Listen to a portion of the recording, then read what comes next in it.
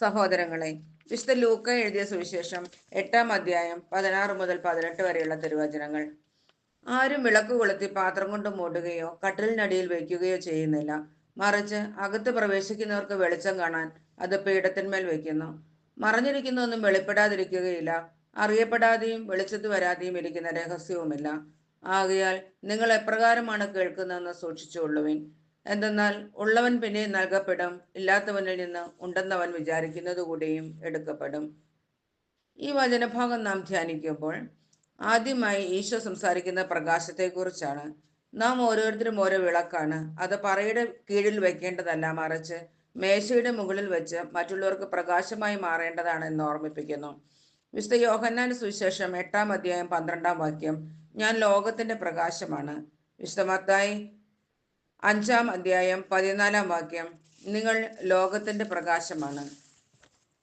ആയതിനാൽ നാം ക്രിസ്തു എന്ന പ്രകാശത്തെ സ്വീകരിക്കുകയും ആ പ്രകാശത്തെ മറ്റുള്ളവരിലേക്ക് എത്തിക്കുകയും ചെയ്യേണ്ടവരാണ്. ക്രിസ്തുവിന്റെ പ്രകാശം വചനമാണ്. ഈ വചനം നാം ഉള്ളിൽ സൂക്ഷിക്കുകയും മറ്റുള്ളവരിലേക്ക് എത്തിക്കുകയും ചെയ്യുവാൻ നമുക്ക് സാധിക്കട്ടെ. രണ്ടാമതായി, മറഞ്ഞിരിക്കുന്ന ഒന്നും വെളിപ്പെടാതിരിക്കുകയില്ല, അത് വിളിച്ചു പറയപ്പെടും. ആയതിനാൽ വിശാല ഹൃദയത്തോടെയും സ്വാതന്ത്ര്യത്തോടെയും നമുക്ക് ജീവിക്കുവാൻ കഴിയട്ടെ. രഹസ്യങ്ങളിൽ നിന്നും സ്വാതന്ത്ര്യത്തിലേക്ക് വരുവാനുള്ള കൃപയ്ക്കായി നമുക്ക് പ്രാർത്ഥിക്കാം. മൂന്നാമതായി, ഉള്ളവന് പിന്നെയും നൽകപ്പെടും. ഇത് നമുക്ക് ലഭിച്ച അനുഗ്രഹത്തെക്കുറിച്ചാണ്.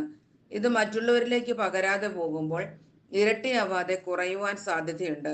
അതിനാൽ ലഭിച്ച കൃപകൾ പകുത്തു നൽകുക. യാക്കോബ് 2:13, കാരുണ്യം കാണിക്കാത്തവന്റെ മേൽ കാരുണ്യരഹിതമായ വിധിയുണ്ടാവും. മറ്റുള്ളവരോട് ക്ഷമിക്കുവാനുള്ള കൃപ, സ്നേഹിക്കുവാനുള്ള കൃപ, ക്രിസ്തുവിന്റെ പ്രകാശമാകുവാനുള്ള കൃപ, ഇവയെല്ലാം നമുക്ക് മറ്റുള്ളവരുമായി പങ്കുവയ്ക്കുവാൻ നമുക്ക് അമ്മയുടെ മാധ്യസ്ഥം തേടി പ്രാർത്ഥിക്കാം. പ്രാർത്ഥന. ഉണ്ണീശോയെ കയ്യിലേന്തിയ പരിശുദ്ധ വേളാങ്കണ്ണി മാതാവേ, ഞങ്ങളെയും ഞങ്ങളുടെ കുടുംബത്തെയും അനുഗ്രഹിക്കണമേ. മനസ്സ് തളർന്നു പോകുമ്പോൾ പാൽക്കാരന്റെ പാൽ നിറഞ്ഞു തുളുമ്പിയതുപോലെ ഞങ്ങളെയും സന്തോഷത്താൽ നിറയ്ക്കണമേ. പരാജയങ്ങൾ ഞങ്ങളെ തളർത്തുമ്പോൾ മുടന്തനായ ബാലിനെ നടക്കാൻ ഇടയാക്കിയതുപോലെ ഞങ്ങളെയും താങ്ങി നടത്തണമേ. പോർച്ചുഗീസ് നാവികരെ സുരക്ഷിതരായ കരയിലേക്ക് എത്തിച്ചതുപോലെ സങ്കടക്കടലിൽ കഴിയുന്ന എല്ലാവരെയും അങ്ങ് കരകയറ്റണമേ.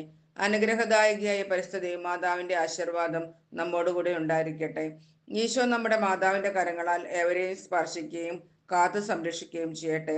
സർവശക്തനായ ദൈവം നമ്മെയും നമ്മുടെ കുടുംബത്തെയും സമൃദ്ധമായി അനുഗ്രഹിക്കട്ടെ. ആമേൻ.